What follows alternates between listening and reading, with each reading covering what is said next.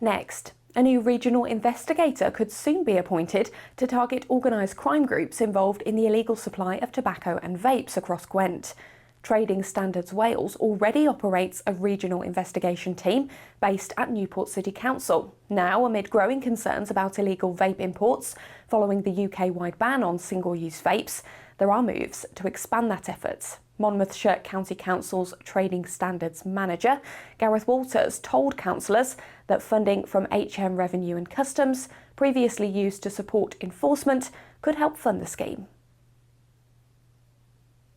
In Merthyr Tydfil, councillors are demanding a review of the decision to relocate the area's acute stroke units, citing severe challenges for patients and families. On the 11th of June, a motion by the council's independent group was passed, calling attention to the impact of moving the unit from Prince Charles Hospital to Royal Glamorgan Hospital.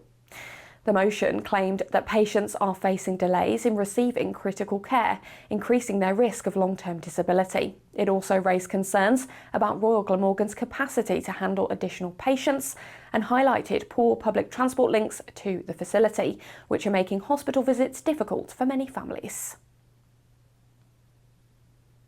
A rare set of original sketches by Roald Dahl, the only known book illustrations he ever created, are set to go under the hammer this month. Drawn in black ballpoint pen, the sketches were made for his 1984 memoir, Boy, and had been stored in an envelope marked Dahl's Drawings and Odds and Sods.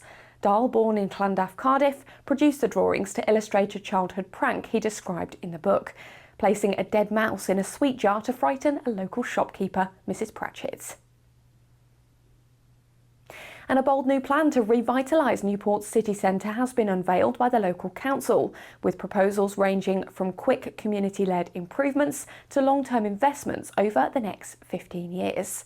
The placemaking plan has been very much driven by what those who live and work in the city would like to see happen, said Cabinet Member for Regeneration and Business Growth, Councillor James Clark. This is a plan for the next 15 years, but there are some short-term changes that will be community-led, supported by the council, that people will see happening quite quickly, he added.